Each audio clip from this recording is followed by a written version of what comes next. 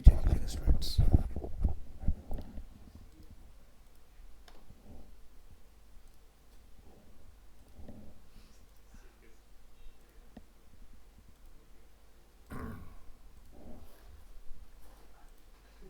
ठीक है।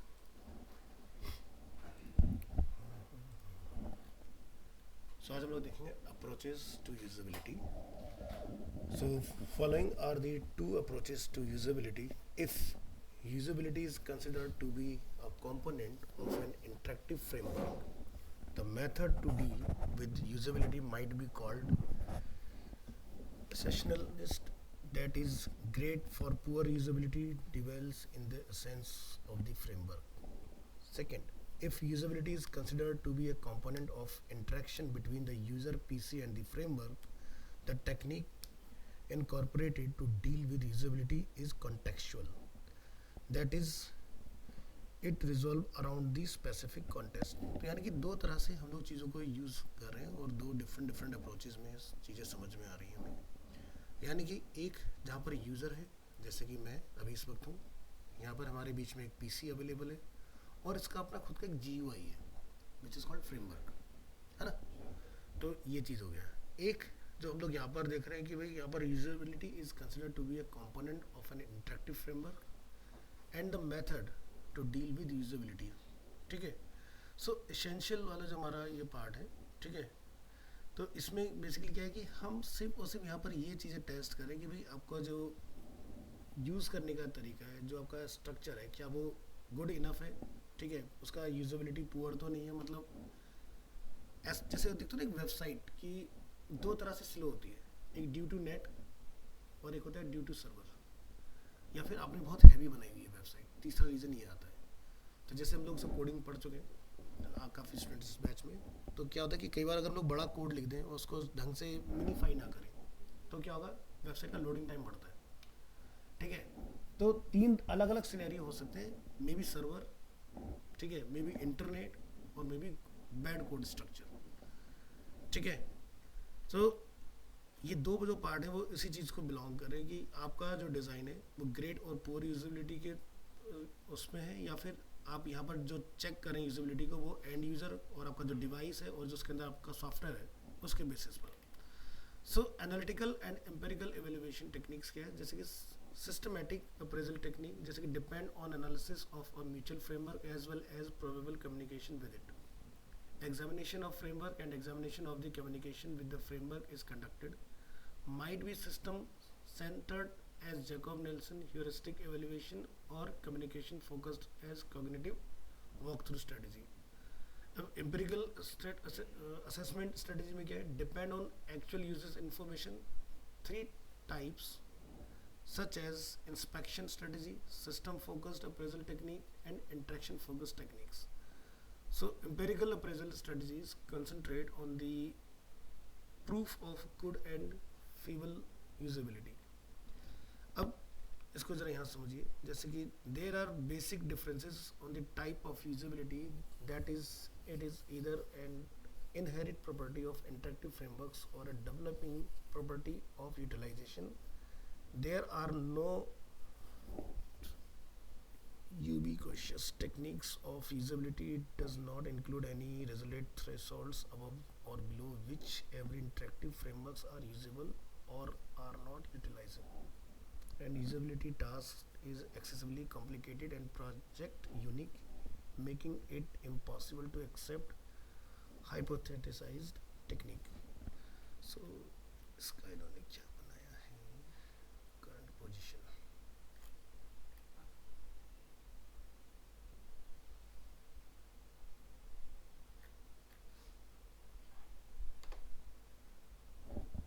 इसको हम लोग ग्राफिक के थ्रू देखते हैं।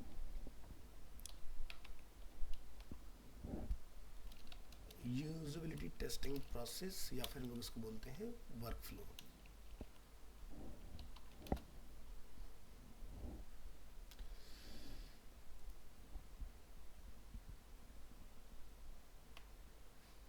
तो जैसे कि क्या है यहाँ पर, planning, recruiting, preparing, conducting, analysing and last is reporting.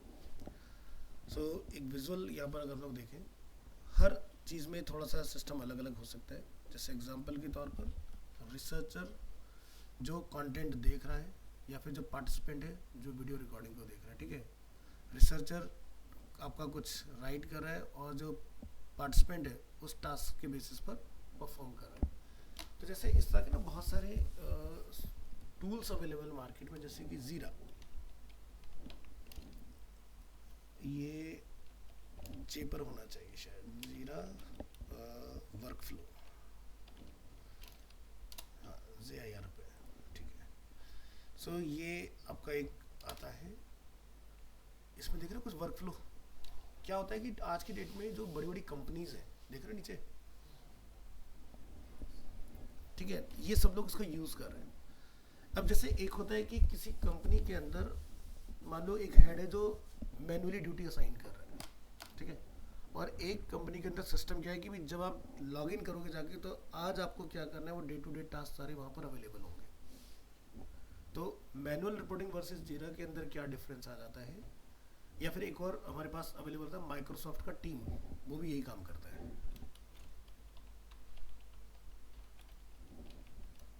ठीक है। टीम्स के अंदर भी हम लोग यही सेम प्रॉब्लम का सोल्यूशन लेके आते हैं कि भाई एक साथ सभी लोगों को आप एक जगह पर लेके आओ और किसी भी चीज़ को आपको ब्रीफ करना बहुत इजीली कर सकते हो। अब टीम के अंदर जैसे गूगल मीट वाला सिस्टम वो भी अवेलेबल है। प्लस क्या बेनिफिट आपको वहाँ मिल रहा है कि मान लो कि मैंने तुम सबको कुछ टास्क असाइन किया, तुम्हारी प्रोग्रेस क्या है वो मुझे ऑटोमेटिक पता चलती रहेगी। ये नहीं कि तुम मेरे पास आए, मैंने पूछा हाँ भाई सिद्धांत कितना बना लिया, सर सब पूरा है, और पता चला कि सिद्धांत ने एग्जीक्यूट भी नहीं किया है। तो बड़ी कंपनीज क्या करती हैं, माइक्रो लेवल तक के लोगों को काम जो असाइन करती हैं उसका डैशबोर्ड कई लोगों के पास एक्सेस होता है जो सीनियर लेवल पर होता है। उन्हें सब पता चलता है अगर एक प्रोजेक्ट आज स्टार्ट हुआ तो वो कितना कंप्लीट हुआ, ठीक है। तो बड़ी बड़ी कंपनियां आज की डेट में इस मेथड पर चलती हैं। जो छोटी लाला लैंड कंपनी होती है वो वर्बल उस पर चल रही होती है कि भाई आपने बोला काम चाहे नहीं करा, चाहे बाद में आप स्टार्ट करो, अभी के लिए बोले हाँ हो गया, ताकि अभी कोई कुछ ना बोले। यहाँ कुछ हाइड एंड सीक वाली चीज़ नहीं। तो इतनी बड़ी जैसे TCS हो गया जो बेंगलोर में आपकी बहुत अलग अलग जगह पर हैं, फिर कंपनियां जैसे टेक महिंद्रा हो गए, कैसे हैंडल कर रही हैं चीज़ों को, तो एक वर्क फ्लो सिस्टम अवेलेबल है। सो यही चीज़ क्या है, यूजेबिलिटी टेस्टिंग का भी एक अच्छा एग्जाम्पल है कि भाई पहली चीज़ कि जो इसके ऊपर टास्क असाइन कर रहा है तो क्या बहुत इजीली वो कर पा रहा है कि नहीं, ये डिज़ाइन यूजेबल है कि नहीं, ऐसा तो बहुत ज़्यादा कॉम्प्लिकेटेड है ना। तो यहाँ पर इधर आ जाओ, इसके कुछ डायग्राम हम लोग ओपन करेंगे। तो हर एक मॉडल में ना कुछ अलग होता है सिस्टम। जैसे कि एग्जांपल के लिए अगर हम लोग UI UX का देखें तो पहले क्या होगा, डिज़ाइंस एंड मॉकअप्स, पहले ये रेडी होगा। बेसिक रफ आइडिया अगर बन के तैयार हो गया तो उसको आप डिजिटल में कन्वर्ट करोगे, यानी कि प्रोटोटाइप। फिर उसके बाद क्या होगा, फीडबैक शेयर होंगे। फीडबैक में कुछ इफेक्ट बट अगर आता है तो प्रोटोटाइप को रिफाइन किया जाएगा। फिर क्या होगा, दोबारा से यूज़र टेस्टिंग के लिए आपका भेजा जाएगा। उसके बाद उसके अंदर एनालाइज होगा, इटरेशन एडिशन जो भी आपने अल्ट्रेशन कर रहे हैं वो सारे काम होंगे। फिर उसके बाद ये प्रोजेक्ट जाएगा डेवलपर के पास, ठीक है। यानी कि ये नहीं कि आपने एक वर्कफ्लो पूरा बनाया लेकिन बिना टेस्ट करे तुमने डेवलपर को पकड़ा दिया, डेवलपर का काम क्या होता है सीधे कोडिंग करना स्टार्ट करेगा, और कल को कोड कराने के बाद आप बोलो नहीं इसमें ये ऐसा नहीं ऐसा कर दो, ऐसे नहीं होता। तो यानी कि एक ऐप को बनने में मैं मिनिमम आपको बता रहा हूँ कि 3 से 6 महीने का टाइम लगता है अगर आप कुछ कस्टम बिल्ड करा रहे हो। एक तो होता है कि मान लो कि एक पहले से ऐप उस तरह का बना चुकी है कंपनी, कंटेंट ही तो चेंज करना है, लुक एंड फील चेंज करना है, वो 2 मिनट का काम है, ज़्यादा बड़ा काम होता नहीं है, बैकएंड पूरा लिखा हुआ है उस चीज़ का, ठीक है। लेकिन कोई अच्छा प्रोजेक्ट अगर आप बनवाने जाओगे तो वहाँ पर टाइम देना पड़ेगा। अब जैसे मैंने आपको एग्जांपल के लिए वो भेजा था टेक बर्नर का, तो उसको लगा कि भाई 30 FPS से 60 FPS करना कौन सा ज़्यादा बड़ी चीज़ होगी, लेकिन जब करने चले तो पता चला कि भाई सब पूरा का पूरा कोड ही द्वारा लिखना पड़ेगा। तो हमारे लिए सोचना आसान है, जो कर रहा है उसके लिए आसान नहीं है। उसके पॉइंट, क्योंकि अगर आप इतना बड़ा कोई स्टेप ले रहे हो तो यानी कि आपको उसके प्रोज एंड कॉन्स पता होने चाहिए, लेकिन उन्होंने लिया दोबारा कोड पूरा रिराइट करा, फिर से पूरा एक कॉस्ट पे हुआ उस चीज़ का, है ना। तो क्या है कि डेवलपर के पास वो प्रोजेक्ट तब जाएगा कोड के लिए जब बिल्कुल आपका टेस्टिंग वगैरह सारी चीज़ें हो चुकी है, मल्टीपल टाइम प्रोटोटाइप को चला चला के देख लिया, क्लाइंट भी सेटिस्फाइड है, उसको भी इसमें आपको अल्ट्रेशन वाला काम नहीं कराना। अब 3 महीने के लिए डेवलपर को परेशान मत करो। और डेवलपर क्या करेगा, उसको फेस बनवाना के देगा, जैसे फर्स्ट कट कि भाई जैसे डैशबोर्ड साइन अप का पूरा देख लो क्या बना क्या नहीं है सारी चीज़ें। उसका उसका डैशबोर्ड वगैरह जो डिज़ाइन होगा, फिर गोरा डिज़ाइन चला जाएगा। उसके बाद फिर अगर कोई एक्शन लेने वाली चीज़ है उसके अंदर तो उसका फ्लो क्या रहेगा, ठीक है। तो इस तरह से डिलीवरी होती है किसी भी चीज़ में। या जैसे हम लोग फिर से ऐसे देखें, प्लान करेंगे हम लोग टेस्ट को, रिक्रूट करेंगे पार्टिसिपेंट। अभी पार्टिसिपेंट कैसे हो सकते हैं, जैसे मान लो कि मैं कोई टेस्ट किसी ऐप का बनाने के लिए तैयारी कर रहा हूँ, तो आप गूगल फॉर्म बना के लोगों को लिंक भेज सकते हो, वो लोग आगे इस पर चला के देख सकते हैं। यहाँ से आप मटेरियल प्रिपेयर करोगे, सेटअप करोगे environment, conduct the test, analyse करोगे डेटा को, देन रिपोर्ट रिजल्ट बनाओगे भाई क्या फाइनल लोगों का उसके ऊपर वर्डिक्ट है कि भाई पसंद आया कि नहीं आया। तो अलग अलग तरीके से हर जगह पर यूज़ किया जाता है, ठीक है।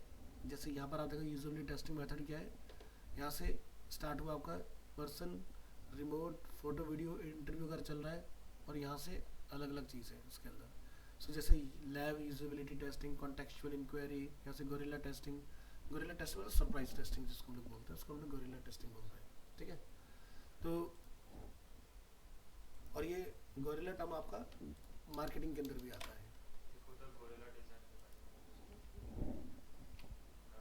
इसको हम लोग बोलते हैं चलो छोड़ो उस पर बाद में आएंगे, टॉपिक से अलग चीज़ है मुझे।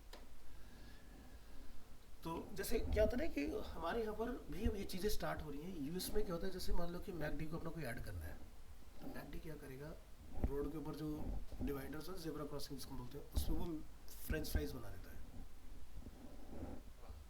ठीक है। तो चाहे ना चाहे लोगों के दिमाग में एक चीज़ क्लिक करती है मैकडी, ठीक है ना। चेहरे पे स्माइल आ जाएगी ऑटोमेटिक। देखिए अगर कोई चीज़ नोन टू आपको लगती है, जैसे मैं दिखा देता हूँ आपको दिख जाएगा।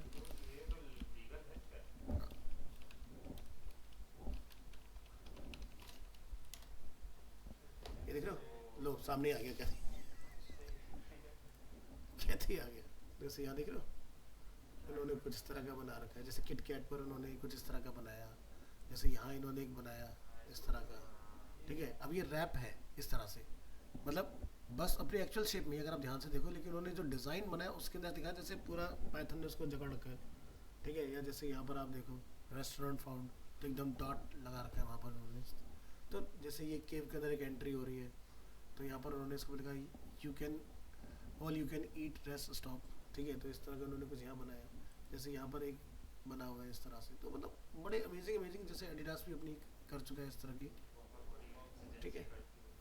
तो बड़े अलग अलग, एक कंपनी ने तो क्या किया था, एक होर्डिंग डिज़ाइन किया था और उसने उस गाड़ी का जो प्रमोशन था, मतलब उसमें कार ही लगा दी थी।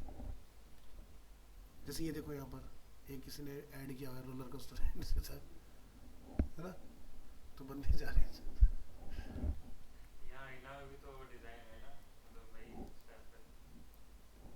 तो बड़े अलग अलग, ये जैसे सैमसंग ने बनाया था एक, सैमसंग कहता भी किसी का एक्सीडेंट ना हो, तो जो किसी व्हीकल के पीछे चल रहा है तो उस पर एक स्क्रीन होगी जो आगे के कैमरे से पीछे दिखाएगी, ताकि बंदा ओवरटेक अगर करे किसी बड़े व्हीकल को तो एकदम से किसी के सामने ना आ जाए। तो जैसे ये कार इसके पीछे चल रही है, लेकिन ये एक ट्रक का कैमरा है इसको पीछे बता रहा है इधर गाड़ी है, ठीक है। तो अपनी स्क्रीन की क्लैरिटी का अपना ऐड चल रहा है, अभी डे लाइट के अंदर भी हमारा देखो कितना बढ़िया प्रोडक्ट है। तो अब हमारे यहाँ इंडिया में आप देखते हो जैसे फ्लैग्स लगी होती है रोड पर, तो 3D फ्लैग्स लगने लगी है। मतलब जैसे अभी आप देखो जैसे लड़की बाहर निकली हुई है फ्लैग्स के डिज़ाइन में से, तो अब आज के कोई भी अगर ऐड बन रहा है तो उसके अंदर ऐसी चीज़ें करते हैं लोग। हाँ हाँ, तो मतलब जहाँ पर तुम्हें एकदम आउट ऑफ द बॉक्स चीज़ें दिखाई दे, दैट इज गोरिल्ला मार्केटिंग। जैसे जब मैन ऑफ स्टील आई थी, सुपरमैन रिटर्न्स आई थी, तो क्या होता है लिफ्ट जो होती है उसका दरवाज़ा होता है, तो वो क्या होता है जब भी सुपरमैन कहीं बचाने जाता था एकदम से शर्ट खोलते दिखाते हैं, तो लिफ्ट का दरवाज़ा खोलते उसके अंदर सुपरमैन के लगा हुआ है पोस्टर दिखा था ये। तो दरवाज़ा बंद होगा तो सूट बूट में होगा, दरवाज़ा खुलेगा तो अंदर सुपरमैन होगा है ना creativity, this is called gorilla marketing. तो ये पूरा एक शॉट है, ऐसे ऐसे ऐसे या फिर ऐसे, तो है ना अमेजिंग। तो मार्केटिंग यही है, कुछ आउट ऑफ द बॉक्स अगर आप कर रहे हो तो डेफिनेटली आप सामने वाले का टेंशन होगा। अगर आप वही सबकी तरह भीड़ वाला एक ऐड बना रहे हो तो बंदा आप नहीं देखता उस चीज़ को, तो यूनिक होना बहुत ज़रूरी है। तो जैसे अगर आप देखो ना, हमारे यहाँ तो नहीं हुआ, लेकिन यूएस में जब कंजरिंग लॉन्च हुई थी, तो उन्होंने वहाँ पर बहुत सही गोरिल्ला मार्केटिंग की थी उसकी। उन्होंने रियल में लोगों को डरा दिया था। तो जैसे ये नहीं, आज की डेट में जो बस स्टैंड होते हैं वो डिजिटल होने लग गए, तो उन्होंने उसके अंदर ही दिखाया था उसका। तो उसके अंदर से लड़की निकल के आ जाती है, वो कहता ये देखो, जैसे एक यहाँ पर ऐड बनाया चॉकलेट का, पूरा रैप कर दिया चॉकलेट में। तो बड़े अच्छे अच्छे ऐड करते हैं। जैसे यहाँ पर देखो, घड़ी को किसी ने टेस्ट करना हो तो स्ट्रैप पकड़ा अपने हाथ में, तो घड़ी का फील अपना आप आ गया। तो ये सारे इस तरह की चीज़ें जो है गुरिल्ला मार्केटिंग का पार्ट होती है। तो एक मैं कार का भी दिखाता हूँ तुम्हें, कार कैंपेन। तो जैसे ये देखो, यहाँ पर एक गाड़ी का बना हुआ है, ठीक है।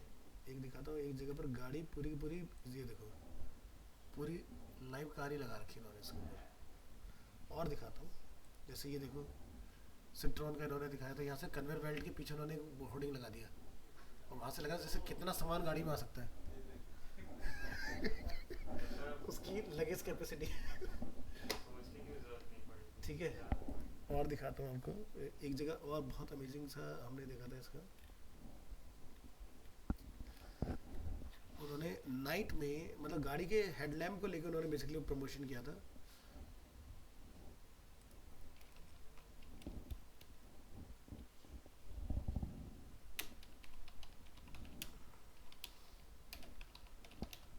नाइट में अगर दिख जाए मुझे तो मैं आपको दिखाता हूँ। जैसे यहाँ पर एक इन्होंने ये बना रखा है, देखा, तो उन्होंने इसका मिस्ट लगा रखा है, तो वो अपना भी फोन में निकालता रहेगा उसमें। जैसे देखो सर दर्द के ऐड का कुछ बना रखे हैं, बनते हैं ऐड ऐसे आजकल यहाँ काफ़ी चीज़ें। कुछ लोग कर रहे हैं, जैसे हमने ना इस पर डीएनडी पर एक हमने साइट लगाई थी, एक उसकी थी, बिल्डर का नाम एपेक्स। तो डीएनडी पे जैसे ये देखते हो आगे, जैसे जो कोई साइट वगैरह पर पेस्टिंग करने जाता है होर्डिंग, तो उसके आगे एक प्लेटफॉर्म होता है बना हुआ, तो हमने उसको पूरा बालकनी में डेकोरेट किया था। और वहाँ पर बाकायदा हमने 2 बंदे हायर करे थे जो 1 महीने तक वहाँ पर बैठेंगे ही बैठेंगे। तो उनका काम क्या था, घर का पीछे पूरा एक फ्लैक्स लगा हुआ है, उसके बाहर बंदा बालकनी में बैठ के मस्त अपना वहाँ पर चाय वाय लेके उसको बैठा दिया था, अपना चाय पिए, अपना जो मर्जी का। हाँ, तो शिफ्ट चेंज होती थी, ठीक है। तो 2 बंदे इस काम के लिए हमने लगाया, बिल्कुल आउट ऑफ द बॉक्स एकदम था, ठीक है। तो लाइव बंदा वहाँ बैठा हुआ है साइड का, अपना उसकी बालकनी पूरी डेकोरेट कर दी थी बढ़िया से, फैब्रिकेट हो जाती है।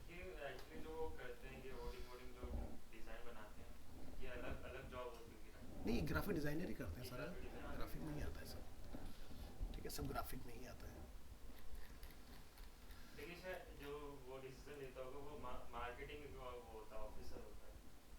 ये देखो मैगडी का 2 लाइटें लगा, मैगडी का लोगो बना दिया, रात में भी ओपन है।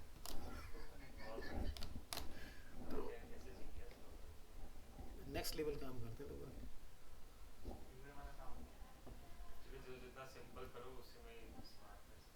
ये देखो यहाँ पर इन्होंने फ्राइज के समय लाइट लगा के नीचे प्रोजेक्टर लाइटें लगा दी इसमें,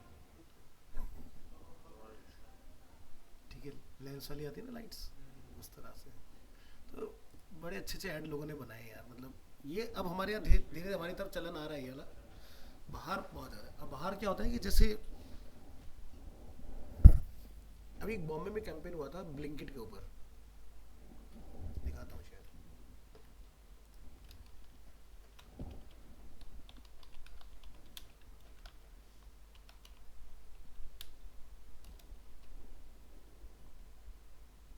ये दूध मांगोगे दूध देंगे, फ्राइडे मांगोगे वेडनेसडे देंगे नेटफ्लिक्स, ठीक है, खीर मांगोगे खीर देंगे, जोमेटो क्या था। तीनों ने एक ही जगह पर ऐड लगाया है। तो कई बार कहता है ब्रांड एक दूसरे का इनकाउंटर ऐसे करते हैं। ये लाइव ऐड है वहाँ का, बॉम्बे का जो लगा था, तो ऐसे बुक हुई थी। ये 3 अलग अलग साइट्स हैं,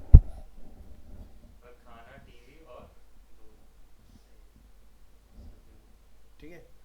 तो ये क्या कहते हैं कि जैसे बहुत सारी चीज़ें जो रिलीज होती है ना फ्राइडे को, नेटफ्लिक्स अपने में वही चीज़ लेकर फ्राइडे से पहले आती है। तो क्या बोला उसने, फ्राइडे मांगोगे ना तो वेडनेसडे देंगे। दूध मांगो कि दूध देंगे, कहते खीर मांगो खीर देंगे, दोनों एक ही है ना, इस तरह से। तो ऐसे तो बहुत सारी चीज़ें मिलेंगी, बड़े यूनिक कॉन्सेप्ट आइडियाज़ वगैरह के साथ ना मिलती है चीज़ें। जैसे मैंने देखा बड़े बड़े ऐड में डिजाइन का उतना करते नहीं है, थोड़ा सिंपल काम ही नहीं करता, क्योंकि यार देखो ये झलक है एक, झलक स्नैप की तरह एक, मतलब कि आपने देखा एकदम दिमाग में छप जाए, तुम यार लिख दो भाई सब सारी चीज़ें, तो क्या ही फ़ायदा होगा उसका। अब जैसे अगर मैं आपको उसका दिखाऊँ ना, BMW और ऑडी,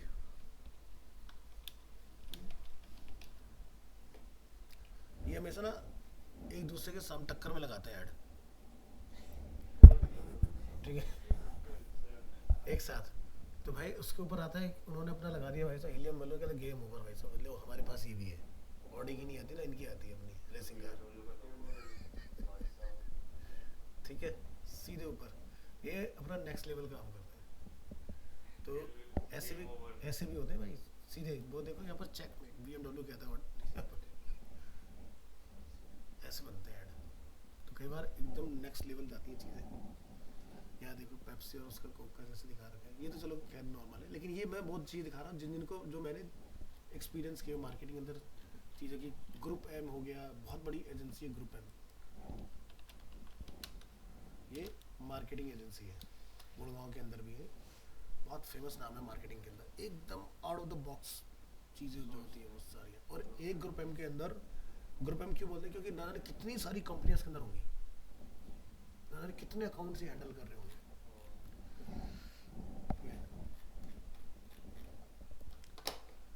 ये एमएनसी है। हाँ, पहले के टाइम में चलती थी सिर्फ और सिर्फ ये आउटडोर एजेंसीज होती हैं, अभी भी हैं आउटडोर एजेंसी। और मैंने 2020 में पेंडेमिक में न जाने कितने सारे आउटडोर एजेंसीज के साथ काम किया, डील किया। और जो डिजिटल एजेंसीज है तो वो तो पेंडेमिक में सबसे ज़्यादा हाईलाइट हुई। उससे पहले डिजिटल एजेंसी की तरफ इतना ज़्यादा लोगों को बोलिए होता, क्योंकि एक्चुअल पावर ही तब पता चली भाई घर बैठे क्या करें, इंटरनेट है तो कुछ भी हो सकता है, इंटरनेट नहीं है तो कुछ नहीं हो सकता। उसी में फिर वो जैसे मैंने बताया था एक आइडिया कि भाई देहरादून के अंदर अगर मुझे यहाँ बैठ के ऐड चेंज करना हो तो हो सकता है ना, तो फिर डिजिटल में जाना पड़ेगा, तब जाके डिजिटल की लोगों ने वैल्यू समझी। नहीं तो उससे पहले लोग कहते हैं क्या करेंगे सॉफ्टवेयर, क्या करेंगे वेबसाइट का, ऐसे ही चल लेगा। लेकिन सिनेरियो बदल गया, तो सबने बनाने चालू करे मिलके। तो हर जगह पर ये फ्लो अपना डिफरेंट हो सकता है, ठीक है। तो लेकिन फाइनल गोल अपना वही कि प्लानिंग होगा, रिक्रूटिंग होगा, टेक्स्ट होगा, एनालिसिस होगा, रिपोर्टिंग होगा, ठीक है।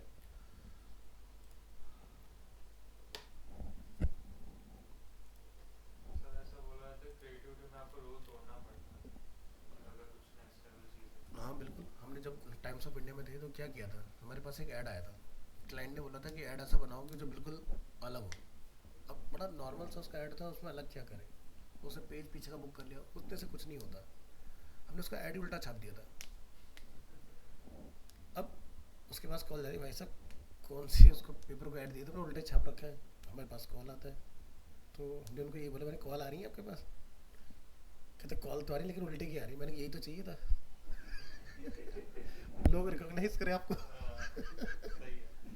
तो उसका ऐड ही उल्टा छाप दिया, अब जो देखे पेज को घुमा के देखे ऐड उसका, तो पिछले पेपर पर उल्टा ऐड छाप दिया था। तो करना पड़ता है भाई, देखो marketing is all about experiment, fail होगा या पास होगा। और अगर आप पास की उम्मीद में चलते रहोगे तो कोई फायदा है नहीं, रिस्क लोगे तभी शायद कोई नया आइडिया निकल के आएगा, नेक्स्ट लेवल चीज़ होगी। ठीक है। नहीं तो कुछ नहीं हो सकता। मैंने जैसे बताया ना, आज की डेट में मार्केटिंग का टर्म ही पूरा बदल चुका है। Marketing is all about solution. अगर तुम्हारा प्रोडक्ट, अगर कोई सोल्यूशन लेके आ रहा है तो प्रोडक्ट चलेगा, अगर तुम्हारे प्रोडक्ट से किसी का फ़ायदा नहीं हो रहा है तो वो नहीं चल सकता, है ना, सीधी सी बात है। तो अगर उससे कुछ आप किसी की प्रॉब्लम सॉल्व कर रहे हो तो वो चलने के पूरे पूरे चांसेस हैं। फिर वो इतना आसान हो कि हर बंदे को समझ में आए वो चीज़। जैसे फैशन में भी तमाम ब्रांड है, लेकिन मुझे ऐसा लगता है कि बहुत टफ होता बी होगा एम डब्ल्यू जब। का मुझे ईयर याद नहीं है, बी एम डब्ल्यू ने एक कैंपेन चलाया था 1 अप्रैल के लिए कि आओ और गाड़ी ले जाओ। उसमें क्या 1 अप्रैल बना रहे हैं, एक पहुंच गई लेडी, उसको मिल गई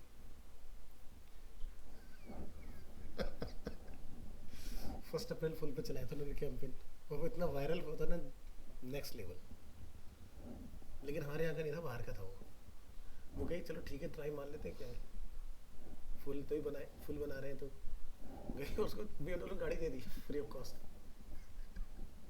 लोगों को ये लगता है भाई 1 अप्रैल है, तो मजाक कर रहा होगा, और ब्रांड थोड़ी मजाक करेगा, उसके मतलब को एक ही बंदी समझ पाई ढंग से, उसने कहा चलो ट्राई मार के देखते हैं, दीदी BMW ने।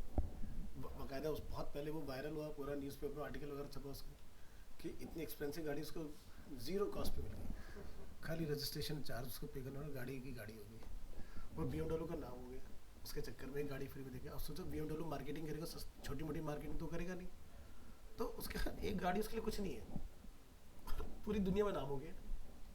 अब लोग सोचो, ये सोच रहे हो कि भाई अगली बार कभी 1 अप्रैल निकाले।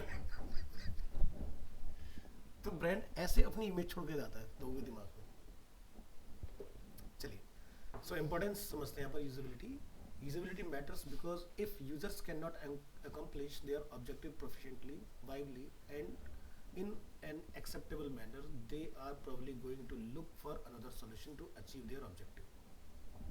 अब इसका बहुत बेसिक सा एग्जांपल समझते हैं। आप डेली अपनी लाइफ में गूगल चलाते हो, है ना? अब डेली जब आप गूगल चलाते हो तो आप क्या करते हो, यहाँ पर सर्च करते हो, लिंक पर क्लिक करते हो, अच्छा नहीं लगा दूसरे पर चले जाते हो। ऑब्जेक्टिव क्या है आपका कि भाई जो आपको चाहिए वो आपको नहीं मिला तो आप दूसरे पे जाओगे। तो यही हमने यहाँ पर थ्योरी में पढ़ा कि भाई अगर बंदे की प्रॉब्लम सॉल्व होगी तो वो दूसरे पर चला जाएगा, है ना? अब जैसे आप मॉल में जाओ, मॉल के अंदर बहुत सारे फूड आउटलेट्स होते हैं, ठीक है, सबकी अपनी टारगेट ऑडियंस अलग अलग होगी, लेकिन अगर आपको बहुत जल्दी है, आप वेट नहीं करोगे, आप दूसरे से ले लोगे जहाँ से मिल रहा होगा, चेंज हो जाता है ना। और जैसे आपको कोई सामान आज चाहिए, ठीक है, लेकिन फ्लिपकार्ट मुझे हो सकता है कल सस्ते में दे रहा है, लेकिन मुझे नीड आज है उसकी, तो कल लेके फ़ायदा क्या? तो आप वो देखो ना, जो चाहे 100 रुपये एक्स्ट्रा दे रहे लेकिन मुझे तुरंत दे दे। देखते कई बार क्या होता है कि भाई 100 रुपये पे करो, आपको तुरंत मिल जाएगा, डेडिकेटेड बंदा चलेगा वहाँ से वेयर हाउस से आपको देने के लिए, पे करो। तो इस तरह की से भी कंपनियाँ खूब पैसा कमाती हैं।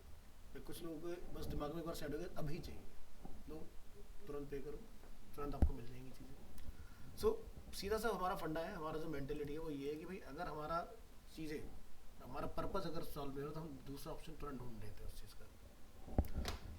Usability is the result of a user-centered plan process.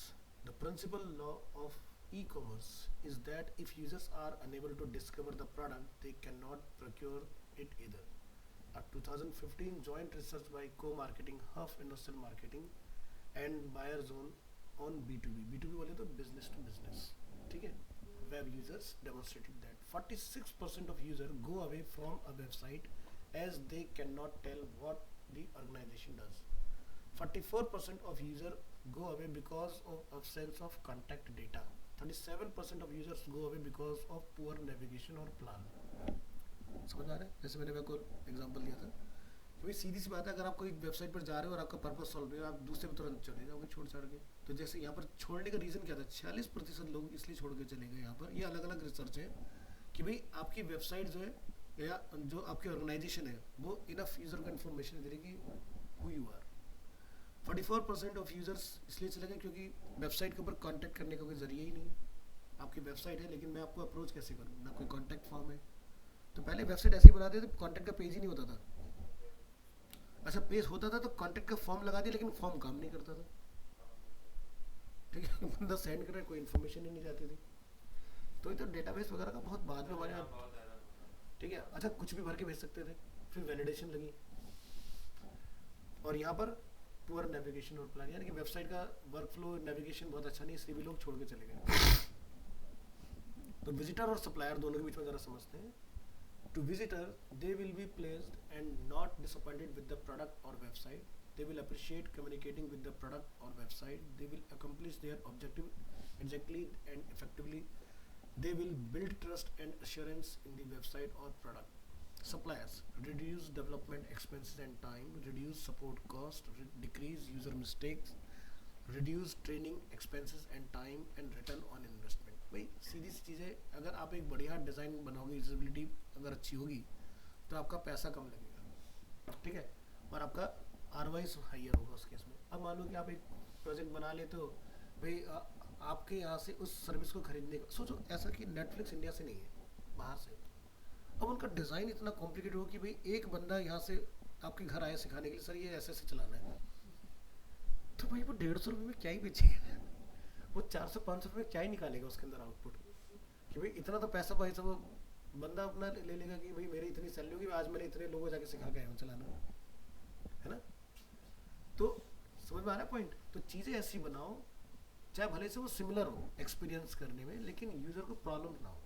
Problem नहीं होगी तो उसके लिए क्या हो गया, अब जैसे नेटफ्लिक्स हो गया, अमेजोन प्राइम हो गया या डिज्नी हॉटस्टार हो गया, सभी का एंड गोल क्या है, कंटेंट दिखाना और सही से दिखाना उस चीज़ को। प्राइम का अच्छा नहीं है एक्सपीरियंस पर्सनली मेरा जो वो है, बट हॉटस्टार और वो काफ़ी बढ़िया है नेटफ्लिक्स में। तो इसमें बेनिफिट क्या हो रहा है कि आप सर्विस खरीदो और इमीडिएट उसको चलाना स्टार्ट कर सकते हो। अब जैसे आप एक कोई लार्ज अप्लाइंसेस खरीद लेते हो तो उसमें होता है इंस्टॉलेशन एंड डेमो। ठीक है, डेमो कुछ नहीं देखा जाएगा क्योंकि जो अंदर डेमो देना है उसको खुद को ही नहीं पता चलाना कैसे, उसको इंस्टॉल करना आता है, वो लेबर आदमी। तो कभी कभी कोई ऐसा बंदा होगा जो टेक्निकली बहुत साउंड होगा जो आपको समझा के चला जाए, नहीं तो उन्हें पता ही नहीं होता। और जैसे मेरा पर्सनल एक्सपीरियंस, मुझे fully automatic front load washing machine buy करना था, तो मैंने उससे ये पूछा कि भाई ये डायरेक्ट ड्राइव है बेल्ट ड्राइव है, तो कहता रुको मैं सीनियर को बुलाता हूँ। भाई तुम 40-50 हज़ार की अगर एक मशीन बेच रहे हो तो तुम्हें पता तो होना चाहिए ना। तो उसको नहीं पता था, जबकि वो वॉशिंग मशीन का सेगमेंट अटेंड कर रहा है बंदा, लेकिन आज तक उससे किसी ने इतना टेक्निकली कुछ पूछा ही नहीं। और डायरेक्ट ड्राइव और बेल्ट ड्राइव, अब जो मशीन्स होती हैं उसके अंदर एक मोटर होती है और एक ड्रम जो होता है फ्रंट लोड भी हो चाहे, उसको घुमाने के लिए बेल्ट होती है। वो मशीन सस्ती मिलती है, मतलब आपको 30-40 हज़ार में बड़े आराम से मिल जाती है। अब टेक्नोलॉजी जो पिछले 7-8 साल से चल रही है वो है डायरेक्ट ड्राइव, यानी कि ड्रम के पीछे डायरेक्ट मोटर होगी। एक तो आवाज़ नहीं होगी, इन्वर्टर मोटर होगी, बिल बहुत कम आएगा, बहुत सारे फायदे, एकदम सुपर साइलेंट। तो उसको ये नहीं पता था। तो समझ ना, यानी कि हम सेगमेंट के साथ खड़े हैं लेकिन हमें ये नहीं पता सेगमेंट के अंदर क्या क्या चीज़ें हम लोग लिस्ट करके यहाँ पर बेच रहे हैं। तो यानी कि अपने प्रोडक्ट की पूरी नॉलेज होना ही बहुत ज़रूरी है। तो मुझे तो पता है कि भाई इसके अंदर क्या है, उसको नहीं पता था। तो ऐसा उसके साथ क्यों हुआ, अब वो कभी नहीं भूलेगा उस चीज़ को। भाई मुझसे पूछ लिया गया था, अगली बार अगर कुछ उसका इस तरह का होगा प्रोडक्ट ट्रेनिंग तो वो ध्यान से सुनेगा। नहीं तो कहता है इतना कौन पूछता है, सीधे सीधे बताओ इतने लीटर है, इतने किलो है, ये है वो है, इतना लाइट लेगा, इतना वो लेगा, काम खत्म। ठीक है, इस तरह की चीज़ें। घर में भी जिनके यहाँ फ्रंट लोड वॉशिंग मशीन लगी हुई है, लिख के गारंटी दे रहा हूँ पूरा मेन्यू कोई नहीं जानता, पता ही नहीं चलती कैसे, बस ये पता है यहाँ लगाओ इतने बदल जाए, काम करो, हाँ, डीप में कोई नहीं हाँ, पता नहीं पता। उसके फीचर्स काम कैसे करते हैं।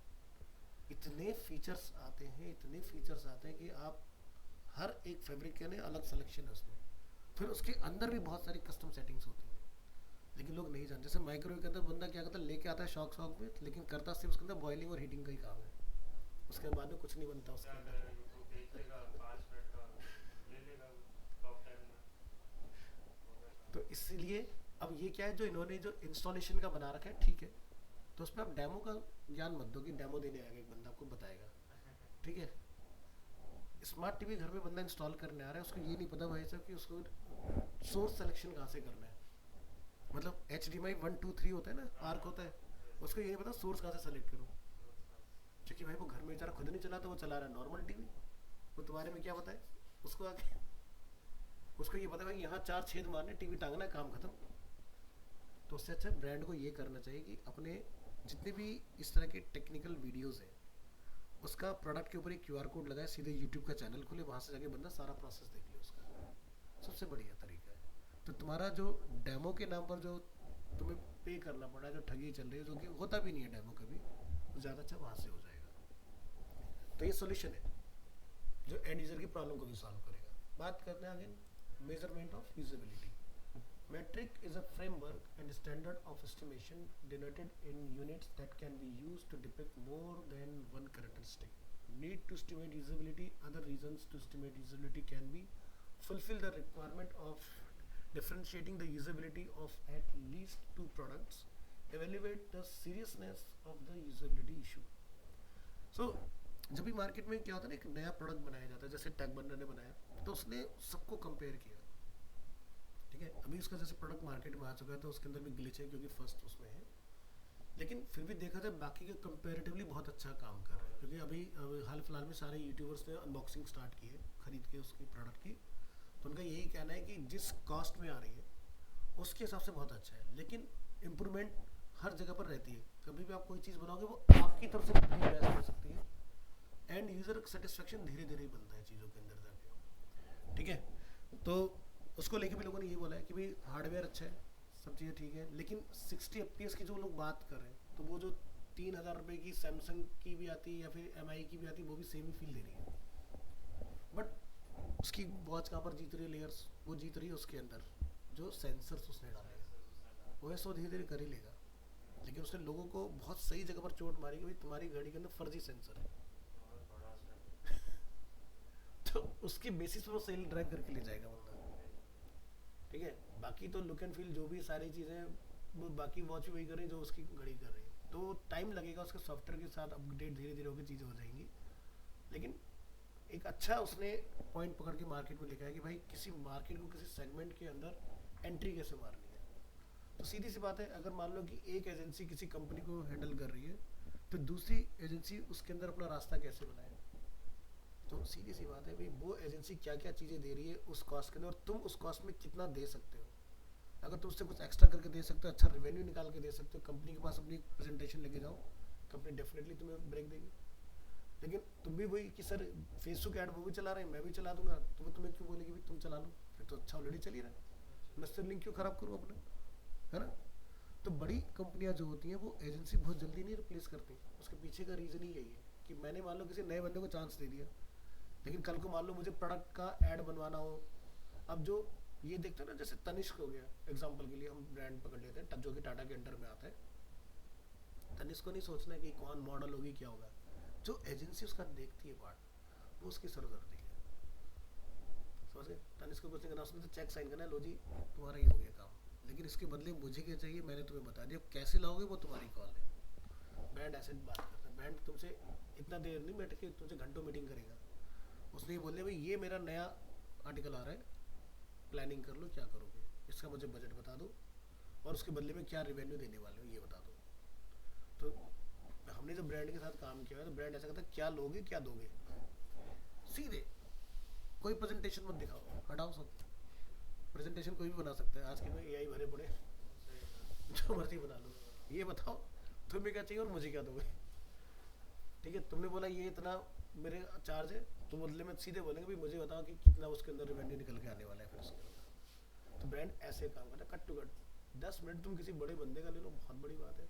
देखते हो जैसे एक ब्रांड है HPL, मार्केट में इलेक्ट्रॉनिक्स में स्विचेस वगैरह बड़े हाई फाई चीज़ें बनाते हैं। जनरली उनका जो टेंडर है वो है मीटर्स बनाने का। तो जैसे एसिस का ब्रांड हो गया, तो हमने HPL नोएडा के अंदर उनके लिए काम किया हुआ है। तो वहाँ पर बहुत थोड़ी सी देर के लिए, बस 5 मिनट के लिए मिलना हुआ जो बोर्ड ऑफ डायरेक्टर्स है, सीधा उनका ये हिसाब किताब, कोई प्रेजेंटेशन खुलने ही नहीं दी थी उन्होंने, सीधे लैपटॉप बंद छोड़ दो, बताओ बस। इतना टाइम नहीं है, बहुत लोग कतार में, ये बताओ ऐसे करते हैं। अब सोचो कि कोई बंदा जो पूरी कहानी लिख के लेके जा रहा है समझाने के लिए, तो क्या बताएगा फिर। तो फिर आप अपनी तैयारी हमेशा ऐसे लेके चलो कि भाई जैसे देखते हो ना कि कई बार जब पहली बार ऐड आता है तो ड्यूरेशन 1 मिनट की, फिर उसके बाद वही ऐड जब कट लगा दिया था 30 सेकंड में भी आपको ऐसा लगता है पूरा ऐड देखा हमने। तो प्लान ऐसे किया जाता है कि भी कल को क्लाइंट का बजट का क्रंच हो गया, तो ऐड को दिखाना भी है और कटा हुआ भी ना दिखे, तो शूट उतने लेवल पर किया आता है अलग अलग। तो कब वो 1 मिनट का 2 मिनट का छोटा सा हो जाता है, काम खत्म हो जाता है, पता ही नहीं लगता चीज़ों का। तो हर तरह का क्लाइंट अवेलेबल है। जैसे मैंने बताया ना, हमने हीरो के लिए जब काम किया, अब जैसे देख रहे हो हीरो मार्केट में एक नया सेक्टर उसने एक्सप्लोर करना स्टार्ट किया, हीरो होम्स। ऐड देखा होगा इधर जब आप लोग आते हो आनंद विहार से इधर की तरफ, दिल्ली की तरफ, ये देखो अब ये होम्स में भी आ गए हैं, ठीक है। ये लोगो दिखाई देगा आपको, हीरो को तो पहचानते ही हो, यही है ना। तो ये हीरो उसी फॉन्ट में लिखा हुआ है, किसी अलग उसमें नहीं लिखा हुआ है, तो बस ये होम्स में आ गए। तो ये अलग अलग सेक्टर को टारगेट करते, क्योंकि देखो सबको पता है कि भाई ऑटोमोबाइल सेक्टर के अंदर बहुत ज़्यादा रायता फैल चुका है, तो हर बंदे को मल्टीपल चीज़ों में आना बहुत ज़रूरी है। जैसे आप लोग अरीना से मान लो एग्जांपल के लिए खाली फोटोशॉप सीख लो, बट आज के में खाली फोटो से सर्वाइवल तो बहुत मुश्किल है, मल्टीपल चीज़ आनी बहुत ज़रूरी है। तो वैसे ही सोचो, जब बड़ी बड़ी कंपनियां अलग अलग चीज़ों में एंट्री ले रही है, इसका मतलब कुछ तो बड़ी बात है ना। तो ये जैसे अलग अलग कंपनीज आ रहे हैं, तो हमारे पास मल्टीपल स्किल्स होना बहुत ज़रूरी है मार्केट को समझने के लिए। जैसे मैंने एग्जांपल आपको दिया था कि टीवीएस है मार्केट के अंदर एक ब्रांड, तो वो स्पोर्ट्स बाइक भी बनाता है। वो जो डेली ऑफिस जाने वाले लोग होते हैं उनके लिए भी बाइक बनाता है, फीमेल्स के लिए एक्टिवा बनाता है, जो सेल्स वाले बंदे होते हैं उनके लिए एक और छोटी सी स्ट्रीट बाइक बनाता है ना, लूना काइंड ऑफ जो होती है। तो उस तरह की चीज़ें, तो वो जब हर ऑडियंस को टारगेट करने का प्लान कर रहे हैं, तो फिर इनका जो बेटा है वो अपने नए उस पर चल गए। फादर साहब का हमारा ऑटोमोबाइल का था, तो हम किसी और चीज़ को एक्सप्लोर करते हैं। जैसे रॉयल इनफील्ड का नाम सुनते हैं सब लोग, आज के टाइम बुलेट के दीवाने हैं। बुलेट इंडिया का फेल प्रोजेक्ट था, अगर उसकी केस स्टडी उठाओगे तो वो बिल्कुल बंद होने की कगार पर था। अब जो रॉयल इनफील्ड के ओनर थे उनका बेटा यूएस में था, तो वहाँ पर हार्ले डेविडसन बड़ी फेमस है और वहाँ पर पूरे बाइकों का ग्रुप चलता है, ठीक है। तो जैसे कि एग्जांपल पकड़ते हैं यहाँ पर,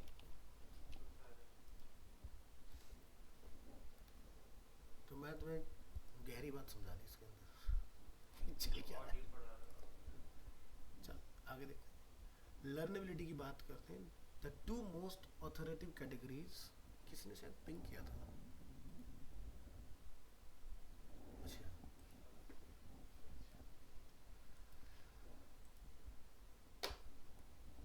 ठीक है। तो ऑथोरेटिव कैटेगरी आर आई ई ई ई, ये एक इसका एक फुल फॉर्म है, मैं आपको चेक करके बताऊंगा। इसका देखना पड़ेगा आई ई डेफिनेशन।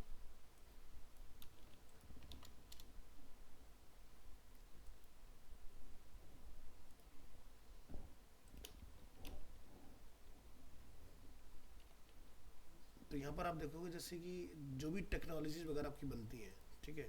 एक तो इसके लिए एक बार जब मैं यू आई यूएक्स और देख लेता, क्या उसके अंदर तो कहीं कुछ और डिफरेंट नहीं है।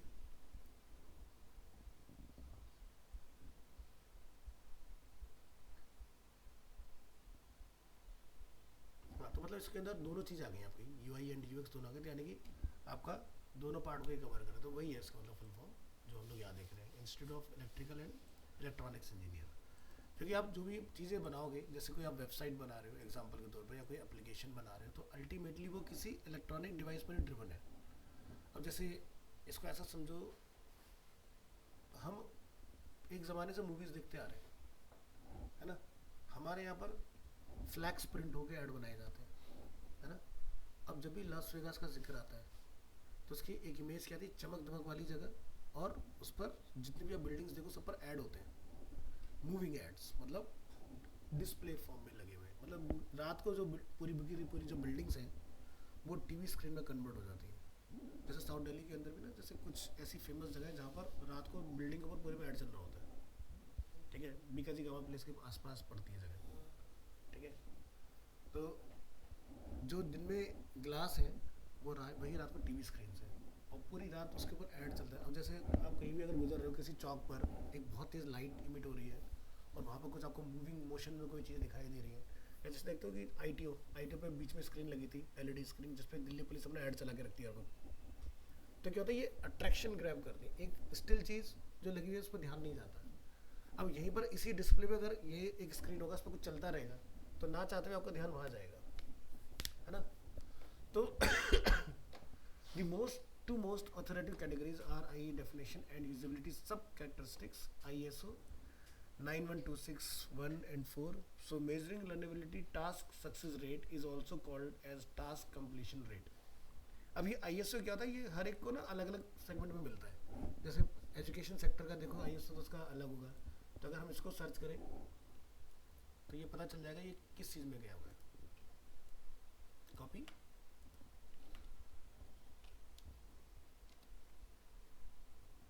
किस में गया है, सॉफ्टवेयर इंजीनियरिंग को डेडिकेटेड है ना। तभी तो यहाँ पर जिक्र आ रहा है इसका, इस थ्योरी के अंदर। तो ISO अब यूज नहीं होता, पहले चलता था। जैसे अगर आपने एक मूवी देखी हो KGF, तो उसमें बार बार वो कहता था ISO, डायलॉग था उसका। तो ब्रांड को मिलता है ISO, ऐसे हर किसी को नहीं मिलता।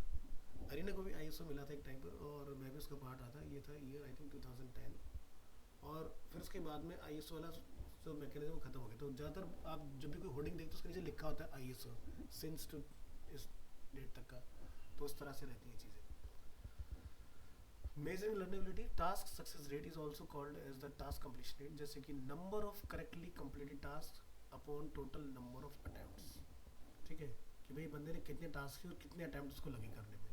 ठीक है, तो मान लो कि 10 टास्क अगर उसने किया, 10 अटेम्प्ट उसको करना है, यानी कि 1 अटेम्प्ट पर एक टास्क अपना फुलफिल हो रहा है। या फिर मेरे को एक टास्क पूरा करने के लिए 10 अटेम्प्ट लगाने पड़ रहे हैं, तो गलत हो जाएगा ना। तो यहाँ पर इसका एक फार्मूला निकाला गया कि भाई एक रेट कैसे पता चले। तो वैल्यूएशन लर्नेबिलिटी टास्क सक्सेस रेट इस तरह से निकाला जाता है कि भाई कितने टास्क पूरे हुए और कितने अटेम्प्ट लगे। सो efficiency is an estimation of how well a website does what it ought to do, जैसे कि task time equal to end time minus start time. भाई मान लो कि अगर आप फ्लिपकार्ट से कोई प्रोडक्ट खरीद रहे हो, ठीक है, और आपको उस प्रोडक्ट को खरीदने में 10 मिनट लग रहे हैं, एग्जाम्पल इमेजिन करते हैं। वहीं पर आप किसी दूसरी वेबसाइट पर जाते हो, वही प्रोडक्ट जो है आप 5 मिनट में खरीद के आ जाते हो। वहीं पर किसी ऐप के ऊपर आप आते हो, वो काम आप 1 मिनट में कर लेते हो। तो सीधी सी बात है ना कि यानी कि हमें अपने आप को बेहतर बनाने की ज़रूरत है। भाई जैसे मैं आपको हमेशा बोलता हूँ, जब कोडिंग सीखते हैं तो क्या कहते हैं, भाई 2.5 सेकंड में वेबसाइट खुल जानी चाहिए, नहीं तो आप इंटरनेट की दुनिया में रेस से ही बाहर हो गए। पहले आप हो ही नहीं रेस का हिस्सा। तो पहली चीज़ तो ये कि अगर मुझे उस सेगमेंट में पार्टिसिपेट करना है तो 2.5 सेकंड के अंदर मेरा आना बहुत ज़रूरी है। नहीं तो गूगल ना तो मेरा ऐड चलने देगा और ना ही मेरा ऐड का कोई स्कोर होगा। ठीक है, जब वेबसाइट आपने कितनी अमेजिंग क्यों ना बनाई हो। ठीक है, देखो आपकी मोनोपोली कब चलती है, जब आप सोलो प्लेयर हो। क्योंकि मार्केट में अगर किसी को टीवी खरीदना है तो टीवी मैं ही बनाता हूँ और मैं ही बेच रहा हूँ उसको, मैंने किसी मार्केट प्लेस पे नहीं दिया। अब तुम्हारी वेबसाइट 1 घंटे में खुले तो भाई मेरी है ना, किसी और के पास तो मिलेगी नहीं, बंदा इंतजार करेगा। भाई मान लो आप यूट्यूब पर कोई कंटेंट देख रहे हो, नेट की स्पीड स्लो है, अब उसमें लोडिंग आ रहा है बार बार, तो क्या तुम बंद कर देते हो? वेट करते हो ना। या नेटफ्लिक्स अगर आप कुछ देख रहे हो और तुम्हारा नेट स्लो है तो वेट करते हो। या फिर एक होता है कि भाई ऑफलाइन डाउनलोड कर ले, फिर हम लोग कभी वॉच कर लेते हैं, जैसे हॉटस्टार वगैरह के अंदर होता है। तो जब कोई चीज़ एक एक्सक्लूसिव जगह पर होगी तब तुम्हारा वाला फार्मूला चल सकता है। अगर आप एक्सक्लूसिव नहीं हो, भाई आज की डेट में एक प्रोडक्ट को एक जगह लिस्ट करके 10 जगह लिस्ट किया जाता है। भाई किसी को ज़्यादा सस्ता खरीदना है तो वो चला जाए अमेजोन फ्लिपकार्ट के ऊपर, किसी को जल्दी चाहिए थोड़े से एक्स्ट्रा पैसे पे करो, ब्लिंकिट जेप्टो से ले लो उस चीज़ को। काम हो रहा है ना अपना। तो मल्टीपल प्लेसेस क्यों डाल रहे हैं? जैसे आईफोन ने इस बार अपना अलग दिमाग लगाया, उसने बोला भाई क्रोमा के स्टोर सबसे ज़्यादा है इंडिया में, क्रोमा को दे दो। ठीक है, क्रोमा पर लिस्ट कर दिया, क्योंकि आईफोन का ऑफिशियली दिल्ली के अंदर एक ही स्टोर है, बाकी तो सबने उसकी फ्रेंचाइजी खोली हुई है ना। कहीं भी अगर एप्पल का आपको स्टोर दिखता है तो वो क्या फ्रेंचाइजी है, लेकिन एप्पल का जो खुद का स्टोर है वो एक ही है साकेत में। जैसे बॉम्बे के अंदर एक उन्होंने अंबानी के मॉल में खोला हुआ है ना, इस तरह से। तो लेकिन जो बना है एक बड़ा एक्सक्लूसिव है, खर्चा हुआ है उसके पीछे, एक्सपीरियंस सेंटर बनाया उन्होंने इस चीज़ का। तो पॉइंट समझा है? तो यानी कि कोई भी टास्क अगर आपकी वेबसाइट पर यूज़र अटेम्प्ट कर रहा है तो एंड टाइम और स्टार्ट टाइम दोनों चीज़ों को आप देखो, फिर आपको यहाँ पर टाइम बेस्ड एफिशिएंसी पता चलेगी। सो टाइम बेस्ड एफिशिएंसी का ये एक फार्मूला है, ओवरऑल रिलेटिव एफिशिएंसी का ये फार्मूला है। ठीक है, तो यहाँ पर आप जाके अपना डिफाइन करो चीज़ों को और उसको आप कैलकुलेट कर सकते हो। ये एक टेक्निकल टर्म है। तो जैसे कि टाइम बेस्ड एफिशिएंसी, जैसे कि scenario 1, scenario 2, scenario 3, scenario 4, scenario 5, तो अलग अलग सिनेरियो में यूज़र का अलग अलग टाइम लग रहा है। तो येलो वाला क्या है? First time user. ग्रीन वाला क्या है? एक्सपर्ट्स। यानी कि सिनेरियो 4, जैसे एग्जांपल के लिए आपने आज तक एटीएम नहीं चलाया, आप पहली बार गए, तो नो डाउट आपको टाइम तो लगेगा क्योंकि पहली बार है। लेकिन अगर सेम वैसी मशीन और सेम बैंक से आप निकाल रहे हो, अगली बार टाइम तुम्हारा थोड़ा कम होगा, बहुत ज़्यादा नहीं, क्योंकि तुम दूसरी बार भी उसको याद करके चलोगे कहाँ कहाँ गया था मैं। उसके बाद आपको सोचना नहीं पड़ता। इसको आसान भाषा में समझते हैं, स्कूटी बाइक हम सब लोग चलाते हैं। पहली बार जब बंदा बाइक में गियर डालता है तो नीचे देख के डालता है, बाद में उसको पता ही नहीं होता गियर कब चेंज हुआ, या वो घर से जहाँ के लिए चला था सोच के वहाँ पहुँच गया, लेकिन पूरे रास्ते कुछ और ही सोचा था, रास्ता भी खुद ही पता था, हाथ अपना भी काम कर रहे हैं सारा। यानी कि इंजन का आपको इतना ट्यूनिंग का पता है कि इतनी थ्रोटल पर कब गियर मुझे शिफ्ट करना था। ये क्या हो गया? Pro level. तो यानी कि जो एक्सपीरियंस बंदा होगा उसको कम दिक्कतें आएंगी, जो नया बंदा होगा उसको टाइम ज़्यादा लगेगा। तो ये फैक्ट है, एक रिसर्च है बहुत बढ़िया। चाहे कोई कार चलाए पहली बार, चाहे कोई बाइक चलाए, वो गेयर अगर कार में लगाया नीचे देख के लगाएगा, ब्रेक लगाएगा नीचे देख के लगाएगा, सामने नहीं देखेगा, वो नीचे देखेगा पहले कि मैं सही तो दबा रहा हूँ, कि पता चला रेस दबा दी मैंने ब्रेक की जगह। ऐसा गर्ल्स के साथ काफ़ी ज़्यादा होता है, लेकिन फिर भी रिसर्च ये कहती है कि गर्ल्स सबसे सेफ चलाती हैं। उसके पीछे का रीज़न क्या है? क्योंकि वो जितने भी काम करती हैं वो फोकस होके करती हैं। हम एक ही बार में 10 काम साथ साथ चल रहे होते हैं दिमाग में। ये फ़र्क है एक मेल और फीमेल के ब्रेन में। हमारे साथ रिस्पॉन्सिबिलिटी बहुत ज़्यादा होती है ना, उनका एक बार में काम होगा, एक ही होगा, वो पूरा डेडिकेशन के साथ होगा। और लड़कियाँ मल्टीटास्किंग बहुत अच्छी होती है, ये भी रिसर्च है। तो हर जगह पर जहाँ पर बड़ी बड़ी ऑर्गेनाइजेशन आप देखोगे तो लीड के अंदर गर्ल्स जरूर मिलेंगी आपको, जानबूझ के डाला जाता है। अब बात करते हैं मेमोरेबिलिटी और effectiveness. मेमोरेबिलिटी divided by effectiveness can be computed by evaluating the completion rate, also called the fundamental usability metric. So computed by allocating a binary value of 1 if the test participator accomplishes the task, and 0 in case he or she does not. तो देखो binary, अगर हम लोगों ने physics पढ़ा है या computer का बाइनरी हमने पढ़ा हुआ है, तो उसमें दो ही नंबर होते हैं, 0 होता है या 1 होता है। जैसे हम लोग ने जावास्क्रिप्ट पढ़ी ना, तो ट्रू या फॉल्स जैसे हम लोग कभी लिखते हैं ना, तो वहाँ पर क्या होता है, जैसे कि ट्रू की वैल्यूज होती है वो आपकी 1 होती है, फॉल्स की वैल्यूज आती है आपकी 0 पे जाती है। तो यहाँ पर क्या है कि भाई इफेक्टिवनेस अगर किसी चीज़ का आपने निकालना है तो नंबर ऑफ टास्क कितने सक्सेसफुल कंप्लीट हुए और टोटल नंबर ऑफ टास्क कितने अंडरटेकन है, और उसको मल्टीप्लाई करो 100% से, तो आपको पता लगेगा भाई आपका याद रखने का जो रेट है वो कितना है उसके अंदर। तो जैसे यहाँ पर आप देखो graphical representation of completion rate, तो जैसे कि यहाँ पर 38% टास्क उनके अंदर, 27% है, 59% है, 68% है, 44% है। ये हम लोग यही वाला जो इधर हमने देखा, ठीक है, एक्सपर्ट यूज़र के बीच में और फर्स्ट टाइम यूज़र के बीच में। उसी तरह से यहाँ पर एक ग्राफिकल रिप्रेजेंटेशन है कि भाई आप चीज़ों को अगर याद रख के काम कर रहे हो तो कितना क्विक और एफिशिएंट वे में आप कर पाते हो। नेक्स्ट आता है quantity of error.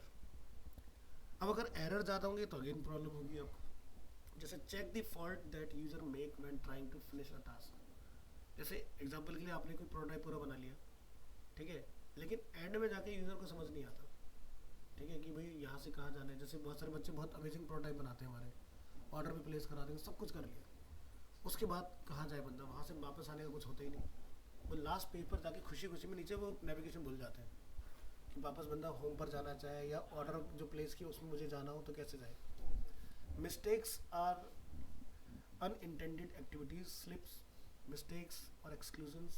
Allot a short portrayal, a strict rating, and arrange every fault under the relevant set classification. Telling the faults provide exceptional analytic data. जैसे जेफ सोरो का जो infrared that the normal number of faults per undertaking is 0.7 with 2 out of 3 users committing a mistake. तो अगर कहीं पर बहुत ज़्यादा मिस्टेक्स हो रही हैं और हर तरह का यूज़र उसी प्रॉब्लम पर आके बार बार गलतियाँ करें, इट मीन्स कि हमारे डिज़ाइन में कहीं ना कहीं फॉल्ट है। एक होता है कि बंदे को पता ही नहीं है, एक ये है कि 10 लोग एक जैसी गलतियां नहीं कर सकते, तो यानी कि ये डिज़ाइन का फॉल्ट है कि अगर हर बंदे को वही प्रॉब्लम फेस करने के लिए मिल रही है। जैसे एक लाइव एग्जांपल, अभी हाल फिलहाल में अगर आप लोगों ने देखा हो, एक यूट्यूबर है बड़ा फेमस, अरुण पवार, जो कि महिंद्रा के ऊपर से ज़्यादा रिव्यू बनाता है। तो वो गाड़ी के ऊपर ना बड़ा टेस्टिंग करता है, और जो ऑटोमोबाइल की जो बेसिकली कम्युनिटी है बहुत अच्छे से उसको पहचानती है, और अच्छे खासा उसने रोस्ट किया रखा महिंद्रा को उस चीज़ के ऊपर। अभी हाल फिलहाल में महिंद्रा थार रॉक्स इंट्रोड्यूस हुई और उसने हाई इंजन को रेव करके हाई स्पीड आरपीएम पर रेव करके उसने रिवर्स गियर डाला था गाड़ी के अंदर, देखा। अब उसके ऊपर बहुत सारे लोगों ने बेसिकली कमेंट करना स्टार्ट किया, ठीक है। महिंद्रा ने उसका आईडी ही इंस्टाग्राम का बंद करवा दिया। सीधी सी बात है, आप अपनी गलती की वजह से किसी प्रोडक्ट के अंदर अगर कमी बताओगे तो क्या होगा भाई, तुम्हारी बेवकूफ़ी है, और तुम्हें अगर चलाना नहीं आता तो फिर उसका क्या हो सकता है। तो महिंद्रा ने इनिशियटली उन्होंने सीधे फेसबुक को कांटेक्ट किया और उसकी आईडी शट डाउन। बहुत तगड़े फॉलोअर्स थे उस अकाउंट के ऊपर उसके, वो फ्रीज करा दिया अकाउंट ही। अब उससे बातचीत चल रही है, तो जो बाकी के यूट्यूबर थे वो सपोर्ट में आए कि भाई अकाउंट बंद मत कराओ, लेकिन जो आपको अपना कहना है वो चीज़ कहो। और ब्रांड इतना नीचे नहीं जाता कि भाई यूट्यूबर है तो भाई अपने लिए ठीक है, बट हमारा भी अपना एक लेवल वाली बात आ जाती है। तो जैसे जितनी कई बार जैसे महिंद्रा के उसमें ना उन्होंने सनरूफ डाला हुआ है, तो वो किसी वाटरफॉल के नीचे के वहाँ जाकर सिर्फ टेस्टिंग करी उसकी, तो पानी आ गया केबिन में। तो महिंद्रा ने फिर वहीं गाड़ी खड़ी करके जाके दिखाया, लोगों का अंदर से बहम निकाला कि भाई नहीं हमने सनरूफ लगा रखा है, ऐसी बात नहीं, पानी अंदर आ जाए, नहीं आया पानी। तो उसका फिर वीडियो निकाला गया, तो उसमें ये देखा कि थोड़ी देर पहले कोई सनरूफ से बाहर निकला था तो रबड़ हट अपनी जगह से हट चुकी थी, वो सही से प्लेस नहीं थी, जिसकी वजह से गैप से पानी अंदर आया। तो इस तरह के बहुत सारे कंटेंट क्रिएट हुए, ठीक है। तो आज के ब्रांड ना बड़े परेशान है यूट्यूबर से भी। भाई आधी थोड़ी नॉलेज तो क्या होगा, यही होगा। तब जैसे एक बहुत अच्छा यूट्यूबर है, एक और उसका मुझे नाम ध्यान नहीं है, उसने उस चीज़ को बड़ा टेक्निकल समझाया, क्योंकि फिजिक्स जानने वाला बंदा था। उसने बोला कि जो आपने किया, पहली चीज़ को बोलते हैं हॉपिंग। मतलब अगर किसी भी चीज़, अगर आप कार चलाते हो, आपने नोटिस किया होगा जैसे रिवर्स में बहुत तेज़ करोगे तो आप सीट में अंदर चले जाओगे, this is called ji force, ठीक है। तो ये आगे जाने पे भी होता है और पीछे जाने पे भी आपको फील होगा एकदम से, आप आगे जाके एकदम पीछे का सीट पर लॉक हो जाओगे। जैसे प्लेन जब हम लोग चलाते हैं, तो आप अगर ये सोचो हाई स्पीड में एक प्लेन चला, पायलट अपनी सीट से खड़ा हो सकता है, वो हो ही नहीं सकता, क्योंकि उसके ऊपर केबिन के अंदर भी इतना दबाव होता है कि वो कुछ नहीं कर सकता, ठीक है। This is called ji force. तो जैसे अगर आप बहुत हाई स्पीड में जा रहे हो, तो आप देखना कि आप गाड़ी जिधर जैसे से मूव करिए आप वैसे ही मूव हो रहे हो। तो बड़े ब्रांड के अंदर क्या बनाया जाता है, बॉडी रोल। बॉडी रोल क्या होता है, जैसे मान लो मैंने इधर टर्न लिया था, इधर हो जाओगे। लेकिन अब मर्सिडीज हो, बेंटले हो, ऑडी हो, बड़े ब्रांड के अंदर क्या होता है, बकेट सीट होती है, आप सीट के अंदर होते हो, गाड़ी को कितना शार्प मोड़ो कोई दिक्कत नहीं। अब सोचो फार्मूला रेसिंग की कार में बंदा इतना शार्प कट मारता है, वो तो वैसा सीट से निकल के बाहर गिर जाएगा। तो उसकी सीट जो डिज़ाइन की जाती है वो इस तरह से डिज़ाइन की जाती है ताकि उसको हल्का सा भी जर्क फील हो, चाहे कितना शार्प स्टीयरिंग हो कट करे। 300 मिली सेकेंड में डिसीजन लेना होता है फार्मूला रेसिंग के जो ड्राइवर होते हैं। मतलब एक फाइटर पायलट और फार्मूला रेसिंग वाले जो लोग होते हैं सेम जी फोर्स फेस करते हैं, और उनका दोनों का डिसीजन जो लेने का सिस्टम होता है वो भी सेम ही होता है।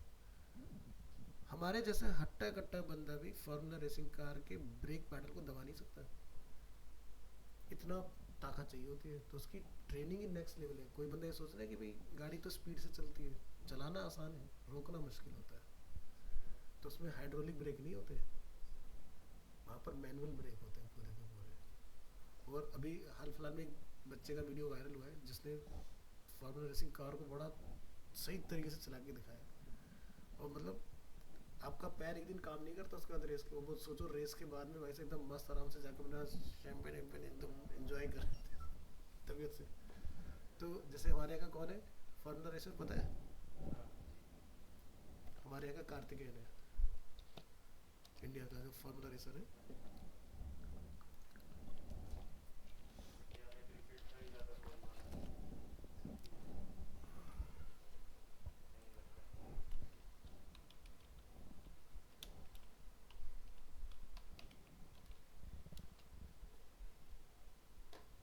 आया इसके साथ बहुत बड़ा इंसिडेंट भी हो चुका है, कार्स की एक्सीडेंट हो चुकी है एक बार, ठीक है। बट ये बना है यहाँ पर, उससे पहले ये हुआ करते थे, ठीक है। इस तरह से तुम इंटरेस्ट नहीं रखते ना उन सब चीज़ों में, तुम्हारा इंटरेस्ट अलग होता है। मार्केटिंग में जैसे विराट कोहली का बच्चे का नाम, यही तो प्रॉब्लम है, क्योंकि जिसकी मार्केटिंग की जाती है हम उसको ध्यान रखते हैं, उसको तो वो तो तुम्हें पता चल ही जाएगा, तुम उस चीज़ पर जाओ जिसकी मार्केटिंग नहीं है, ठीक है। ये तो फिर फायदा क्या, दुनिया में तो बहुत कुछ चल रहा है, तुम्हें तो वही दिखाया जाएगा जो तुम्हें दिखा जो वहाँ दिखाएगा वही तुम देखोगे, उसको छोड़ो कुछ और भी एक्सप्लोर करो, ठीक है। तो पता तो हो कि भाई हमें ये पता है फार्मूला रेसिंग तो होती है, लेकिन हमारे यहाँ से कौन है भाई ये, वो तो कोई भी ऑर्डर बोलेगा जी बाहर होती है। हाँ। थोड़ा बहुत है तो इसके लिए भी बड़े तगड़े तगड़े कैंपेन होते हैं। हमारे यहाँ बुद्धा सर्किट है ना, वहीं पर तो होती है सारी की सारी। अब ये मत कहना ये भी नहीं पता,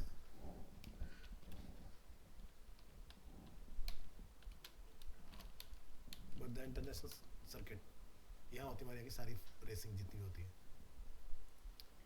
कभी जाना है यहाँ पर, आप अपनी गाड़ी भी चला सकते हो एक्स्ट्रा पैसा पे करके, जब कोई रेस वेस ना हो। तो हमने ट्राई किया हुआ है स्विफ्ट कार के साथ, स्विफ्ट करके तो 3,000 रुपये समथिंग जाते हैं ट्राई करने के। तो मतलब आगे कोई कुछ नहीं, अपना जितना मर्जी दौड़ा सकते हो दौड़ा। इंटरनेशनल है। हाँ, यहाँ रेस होती है वहीं इंडिया में, नोएडा के अंदर। नेशनल लगा है, इंटरनेशनल ये देखो ना, ये पूरा इसका लैब है बना हुआ, बुद्धन टनल सर्किट। बहुत टफ रेस होती है फॉर्मूला में, मतलब इसमें जानबूझ के ऐसे पॉइंट बनाए हुए हैं ना कि मतलब जहाँ से निकालना बड़ा कॉम्प्लिकेटेड है। देखो ये सीधा पैच आया यहाँ से यहाँ तक, फिर यहाँ जब मोड़ोगे यहीं पर सारा स्किल पता चलता है। स्किल दौड़ाना नहीं है, मैं हमेशा बोलता हूँ, स्किल है कि उसी मोमेंटम के साथ मुड़ना। तुमने ब्रेक लगा के धीरे कर ले, क्या फायदा, वो देखते हो उसी स्पीड में उड़ जाते हैं। वो चीज़ है, चाहे वो ड्रिफ्ट हो रही है जो मर्जी हो रही, ऑफ रोड भी नहीं हो रहा है, क्योंकि फॉर्मूला रेसिंग के जो कार्स के टायर होते हैं वो कंक्रीट सरफेस से नीचे चलते ही नहीं है, गाड़ी डेड हो जाती है तुरंत नीचे जाते ही, वो इसी पे ही चलेंगे। इनके डिजाइन का क्या स्टाइल है, मतलब ये ऐसा, मतलब ऐसा है? Aerodynamic, Aerodynamic। हाँ, एयर के कांटेक्ट में कम से कम रखते हैं गाड़ी को, जितना कम एयर के कांटेक्ट में उतना ड्रैग ज़्यादा होगा, ये सिस्टम फिजिक्स।